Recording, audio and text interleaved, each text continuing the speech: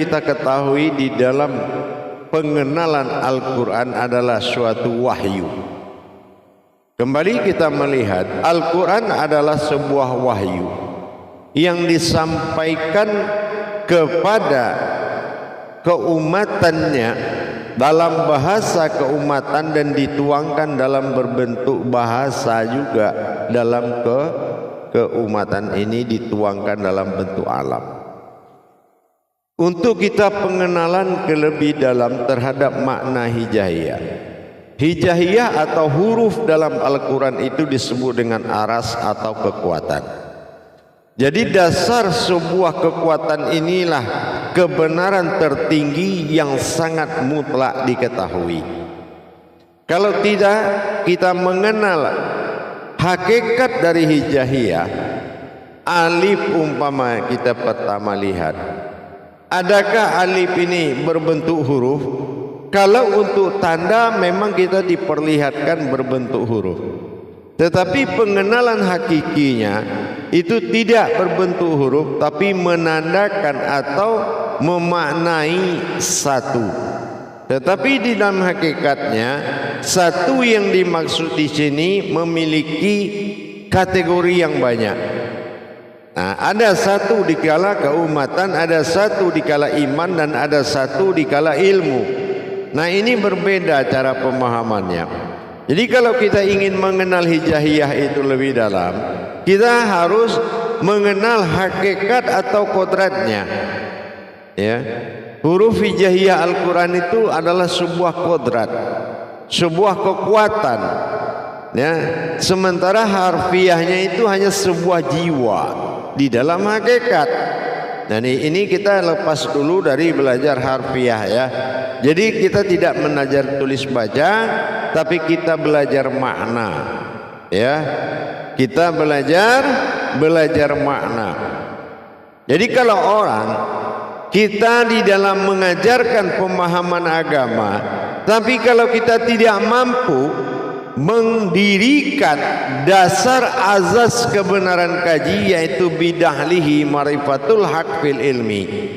Dalilku adalah kebenaran dari sebuah ilmu. Yang dikatakan dalil Allah itu apa? Yaitu kalamnya, kauninya, khaulinya, kodrat dari ayat itu. Tapi kalau kita pengenalan ayat itu, hurufnya, hijaiyahnya masih berupa huruf, ini belum dikategorikan kepada pemahaman hakikat. Ya, apalagi sirnya, gitu. Jadi kalau umpamanya kita tidak tahu bagaimana membaca atau mengenal sebuah hijaiyah, kita tidak akan pernah mendapatkan kebenaran sebuah kaji.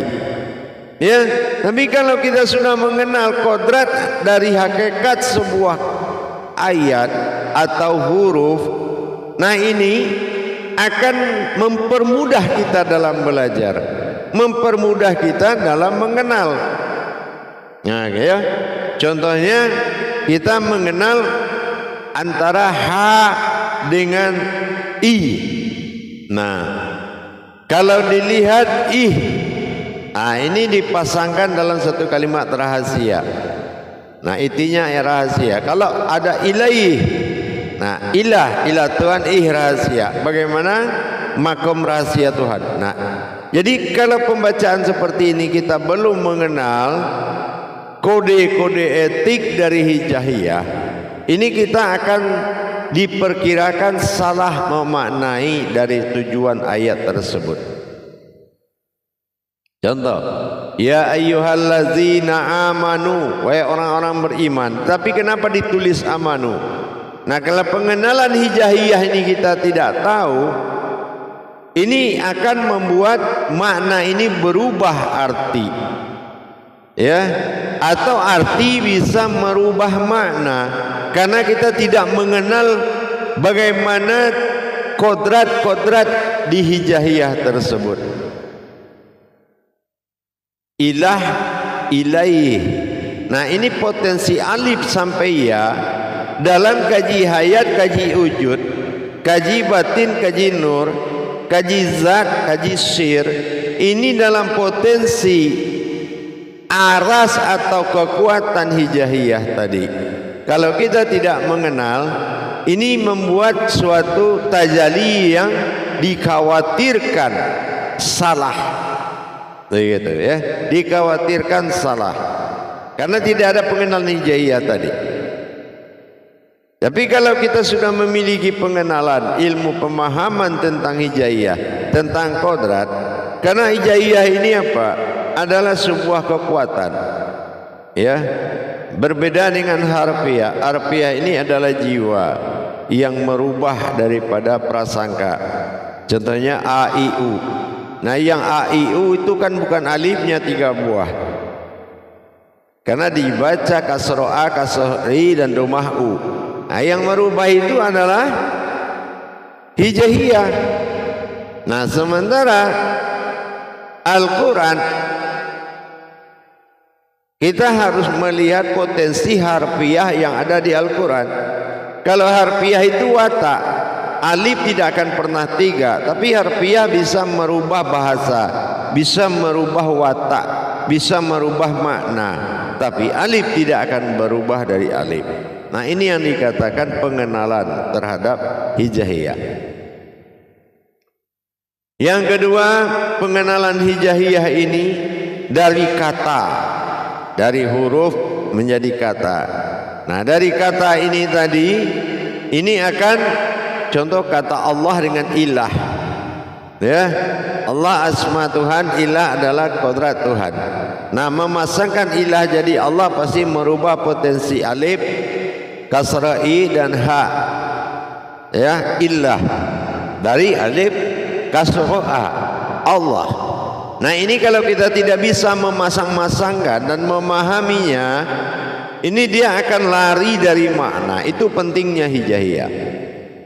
Pentingnya pengenalan hijaiyah ini adalah puncak kebenaran tertinggi, ya. Puncak kebenaran kaji itu tertinggi adalah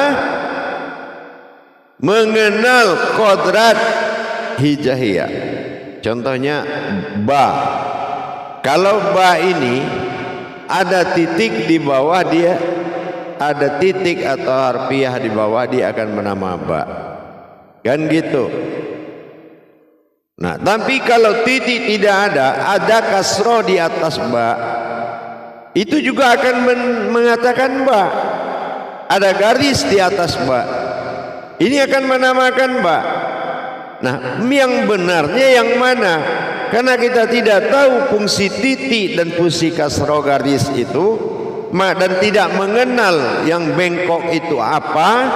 Seandainya tidak ada titik dan baris, dia disebut apa? Dan pengenalan ini tidak pernah kita lakukan atau kita belum belajar, maka pemaknaannya akan berubah. Mending berubahnya tidak terlalu jauh. Kalau terlalu jauh, ini kan mengakibatkan suatu kesalahan pada kesuciannya. Jadi kita harus belajar betul kebenaran sebuah hijaiyah. Contoh lam alif. Nah, lam alif, kenapa tidak ada alifnya di situ? Cuma disebut lam alif. Nah, gitu ya. Hurufnya cuma 1. Nah, ini pengenalannya belum sempurna. Jadi kalau lam alif dibaca apa? Kodratnya memang lam alif, tapi wujudnya seperti apa? Alif tidak terlihat dalam hakikat, tapi dalam tersurat. Kalau lam alifnya katanya yang tersurat, kenapa tidak diletakkan di situ? Kenapa alif dibaca tidak ada terlihat di dalam lam alif? Hamzah ya. Nah, kan begitu jalurnya. Jadi kita memang harus memahami itu, karena itu puncak kebenaran. Ya, kebenaran tertinggi itu mengenal kodrat dari huruf itu. Kenapa? Karena dia wahyu. Wahyu itu enggak boleh salah. Ya, wahyu itu tidak boleh salah sama sekali.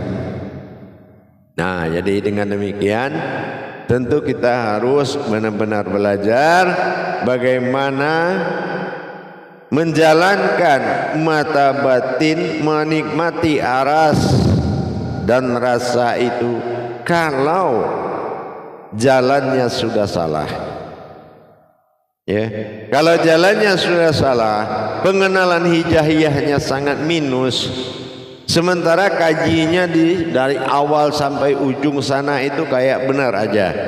Tetapi pengenalan pembuktian hijaiyahnya tidak ada. Kodratnya kaji itu ada di kodrat hijaiyah. Kenapa? Hijaiyah ini juz amma. Ya, juz amma yaitu sebuah kodrat yang diamalkan, bukan kodrat yang dituliskan, cuma kodrat yang diamalkan sehingga berwujud menjadi juz amma, sebuah wujud kemanusiaan dari amalan tersebut. Nah, jadi kita tidak bisa lari dari kodrat itu karena hijaiyah itu adalah wujudnya manusia, juz amma. Jadi kita harus benar-benar mengenal potensi yang ada di dalam huruf tersebut. Ada yang mengamalkan, ada yang menjaga hurufnya, ada yang berdiri di dalam huruf. Sangat banyak karena itu kodrat. Ya, itu kodrat. Kebenaran kajian orang yang mampu membedah ayat menjadi kauli, kauli menjadi munajat, munajat menjadi ma'rifat, ma'rifat menjadi kauni. Kauni adalah batin kata. Jadi kalau kita nggak tahu hijaiyah itu berasal dari mana dan berguna untuk apa, ini kebenaran penyampaiannya tidak akan diridhoi oleh Allah. Tidak akan diridhoi. Kenapa? Kita sendiri melihat ayat itu masih berupa huruf, sementara kaji yang dikeluarkan hakikat. Ini sudah bertentangan dengan tajalinya. Kemampuan dia itu bukan kemampuan Tuhan yang disampaikan, cuma dia menyampaikan kemampuan Tuhan itu dengan kemampuan dia. Ini yang merusak amanah itu. Garis bengkok dalam hijaiyah bernama ba. Dikasih titik 2 ta, dikasih titik 3 sa. Apakah batas sa ini berbeda bentuk kodratnya? Nah, ini kalau dalam pencarian keumatan, ketuhanan, tidak ada landasan hakikat hijaiyah, ini adalah suatu pendustaan. Ya, ini adalah suatu pendustaan yang mana yang menyampaikan itu belum lagi berdiri sebagai ayat pada tubuh, hayat pada rohani. Ayat pada tubuh, hayat pada rohani. Ini yang dikatakan ayat yang hidup, ayat yang berbicara, ayat yang bergerak. Itulah diri. Jadi diri an itu diri batin. Makanya Al-Quran, Al-Qara'an dan Al-Qur'ain. Jadi membaca, memahami dan melihat. Nah, ini juga harus benar-benar kita pelajari dengan baik. Jadi kalau kita tidak mengenal bagaimana kodrat hijaiyah di dalam memahami hakikat, ini kebenarannya tidak mutlak. Kebenarannya tidak mutlak karena kuncian dari Hintu Jabariyah itu menerangkan itu dari pecahan ayat yang ada di dalam Al-Quran. Leburnya kembali lau mahfuz pada wahyu, maka wahyu berkalam dengan ilhamnya sehingga sampai kepada umat. Nah, ini juga wajib kita pelajari pengenalan hijaiyah di waktu dan kesempatan yang akan kita pertemukan lagi. Jamaah yang dirahmati Allah, kaum muslimin dan muslimat rahimakumullah. Marilah kita belajar kuncian-kuncian hijaiyah sebagai dasar azas kebenaran sebuah kaji. Tapi kalau kita belum paham bagaimana melihat alif itu bukan lurus, Nah ini belum mendapatkan masa hijab atau terbukanya suatu izin dan makna. Izin bermakna. Kalau belum jelas, belum bisa melebur ayat jadi kauli, kauli jadi munajat, munajatnya menjadi ilmu. Ini kalau munajat sudah jadi kauni, insya Allah apa yang disampaikan akan menjadi kekuatan bagi diri yang mendengar. Tapi kalau kita belum juga bisa melebur ke pandangan dan menuju arah daripada hakikat daripada ayat itu sendiri, ini akan hanya berpotensi sebuah karangan atau cerita, tetapi bukan mengalami. Karena bagaimanapun kebenaran itu ada pada syahadah ahad, menyatu langsung menjadi satu. Jadi dengan demikian hijaiyah ini sangat menentukan di dalam mengkaji wujud kepada Tuhan. Kenapa? Tuhan tidak bisa dikaji, tapi wujudnya lah yang akan menjadi kajiannya. Itu. Jadi dengan demikian jamaah, mari sama-sama kita belajar nanti kepada suatu makom hijaiyah atau kekuatan yang sangat nyata. Sebuah kekuatan yang dinyatakan oleh Allah ini namanya Lauh Mahfuz. Tapi kalau kita belum bisa melihat Lauh Mahfuznya, artinya kita belum mengenal apa yang ada di balik itu. Mana kodratnya yang sebenarnya dari huruf demi huruf, hijaiyah demi hijaiyah, maka kita belum dikatakan beruntung atau berhasil di jalan Allah. Kita harus paham dulu, mengenal hijaiyah tersebut. Karena hijaiyah itu mulai dari yang menunggu ayatnya sampai penghulu ayatnya dan berwujud apa ayat itu, kita harus kenal sekali dan harus wajib mengenal. Dengan demikian kemudahan akan sampai. Kemudahan itu akan kita dapati karena kita sudah mengenal hijaiyah itu lebih dalam. Tapi kalau kita belum mengenal hijaiyah itu dalam, maka kita akan tetap ada dalam prasangka. Seperti apa yang kita lihat, di asma dia dikatakan Allah, di hakikat dia dikatakan Tuhan, di ilmu dia dikatakan aku. Ini wajib benar-benar kita belajar. Hijaiyah ini bukanlah suatu kelebihan, tetapi dasar kekuatan yang mutlak, dasar kebenaran yang mutlak. Kalau belum ayat lebur jadi kauli, kauli lebur jadi munajat, munajat lebur jadi marifat, marifat lebur menjadi kauli. Kalau ini belum kita paham, maka ayat dengan segala kalamnya dia juga menjawab kalam itu pada ayat itu sendiri. Nah gitu. Jadi tidak keluar dari ayat itu jawaban. Kalau ada ayat yang membuat kita berpikir, maka ayat itu juga di situ ada jawaban. Cuma kalau kita pengenalannya tidak ke tahap tajalinya dari 7 tingkatan ayat ini, maka kita akan terlena di amaliyahnya. Gitu. Kalau kita terlena dari amaliyah, ini namanya sebuah kesulitan. Tapi kalau kita sudah mengenal amaliyahnya, insya Allah. Makanya hijaiyah wajib dikenal oleh setiap orang yang membawa kebenaran Allah.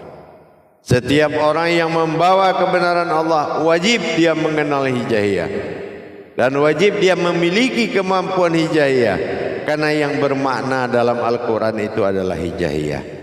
Hijaiyah adalah kodrat dari huruf yang sebenarnya. Sebelum Lauh Mahfuz dia berbentuk dan bertanda. Nah kalau menjadi tanda dan menjadi bentuk, itu tidak langsung lagi namanya, menjadilah sebuah amalan. Dengan demikian, mari kita tingkatkan iman dan takwa kita, mengenal hijaiyah itu lebih dalam. Jadi kita akan tahu fungsi dari sebuah ayat kalau hijaiyahnya sudah menjadi pengenalan buat kita. Kalau kita sudah kenal dengan amalan kehidupannya, insya Allah kita akan paham dengan kodratnya. Itulah hijaiyah tadi. Insya Allah, mari kita sama-sama meningkatkan pemahaman dan pengetahuan tentang makna hakikat yang ada di balik hijaiyah. Insyaallah, karena itulah titik kebenaran tertinggi. Salah satu contoh, 6.666 terimpun pada 30 juz, 30 terimpun kepada 7 Al-Fatihah, 7 Al-Fatihah terimpun kepada Bismillah, Bismillah terimpun kepada alif, alif terimpun kepada ba awal mula titik jadi. Ini juga ba tenggelam pada titik, titik awal mulai jadi. Bagaimana kita mengenal titik yang mulai jadi? Ini hijaiyah. Hijaiyah ini tingkatan-tingkatan kodrat yang ada di dalam tajalli Allah menuju sekalian alam. Itu sudah ada di hijaiyah itu. Hijaiyah ini adalah pembentukan an, diri yang an, diri al-haq, diri hakikat Allah dan Muhammad Ahmad. Jadi inilah Al-Quran.